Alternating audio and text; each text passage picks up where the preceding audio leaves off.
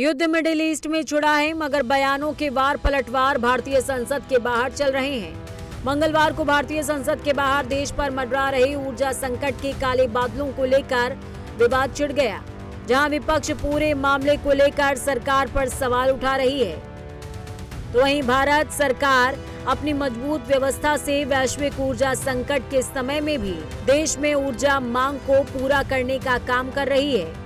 जहां कई देश कच्चे तेल और पेट्रोलियम उत्पाद की कमी से जूझ रहे हैं, तो वहीं भारत के पास देश में एनर्जी जरूरतों को लंबे समय तक पूरा करने के लिए पर्याप्त भंडार है। मगर भारत सरकार सिर्फ मौजूदा भंडार पर ही निर्भर नहीं है, जिसके बारे में भारत सरकार के पेट्रोलियम और प्राकृतिक गैस मंत्रालय ने ट्वीट करते हुए बताया। मंत्रालय ने मौजूदा भू राजनीतिक परिस्थितियों और संभावित एलपीजी आपूर्ति बाधाओं को देखते हुए तेल रिफाइनरीज को एलपीजी उत्पाद बढ़ाने का निर्देश दिया है। साथ ही घरेलू उपभोग को प्राथमिकता दी जा सके, घरेलू आपूर्ति सुचारू रखने और जमाखोरी को ब्लैक मार्केटिंग रोकने के लिए भी कई बड़े फैसले लिए हैं। सरकार ने 25 दिन का इंटर बुकिंग पीरियड लागू किया है, जिसके तहत कस्टमर अब पिछली डिलीवरी के 25 दिन बाद ही नया घरेलू सिलेंडर ऑर्डर कर सकते हैं। साथ ही सरकार ने आयातित एलपीजी से गैर घरेलू आपूर्ति में अस्पतालों और शैक्षणिक संस्थाओं को प्राथमिकता देने का भी प्रावधान किया है। एनर्जी संकट के बीच सरकार ने बड़ा फैसला लिया, जिसके तहत सरकार ने आवश्यक वस्तु अधिनियम 1955 लागू किया है। सरकार का यह आदेश नेचुरल गैस सप्लाई को रेगुलेट करने के लिए है, ताकि घरों के लिए पाइप्ड नेचुरल गैस और गाड़ियों के लिए सीएनजी को सबसे ज्यादा प्राथमिकता दी जा सके। देश भर में आवश्यक वस्तु अधिनियम 1955 लागू करने का फैसला केंद्र सरकार ने दुनिया पर मंडरा रही एनर्जी संकट को देखते हुए लिया है। अब ये कानून क्या है और ये जमाखोरी को रोकने के लिए कैसे मददगार साबित हो सकता है, इस पर भी नजर डाल लेते हैं।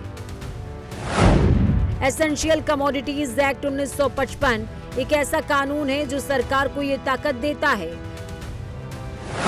कि वो किसी भी जरूरी चीज जैसे कि अनाज, दालें, खाने का तेल, दवाइयां या ईंधन की सप्लाई और कीमतों को कंट्रोल कर सके।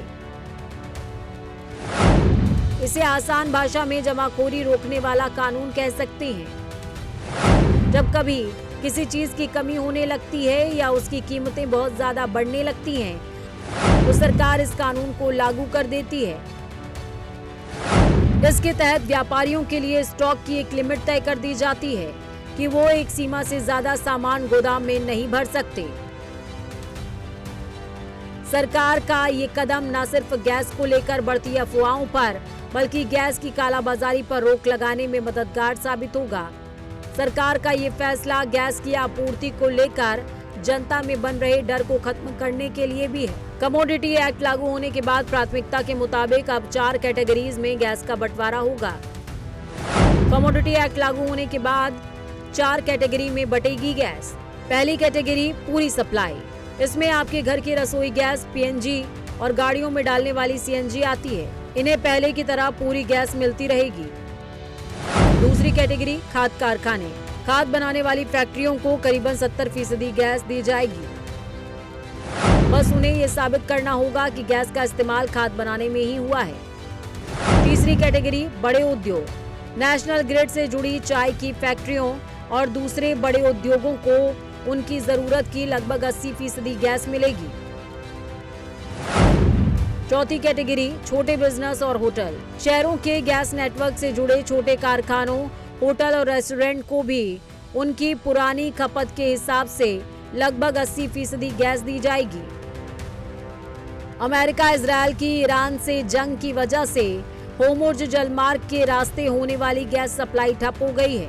भारत को प्राकृतिक गैस की 30% सप्लाई होर्मुज के इसी रास्ते के जरिए होती थी।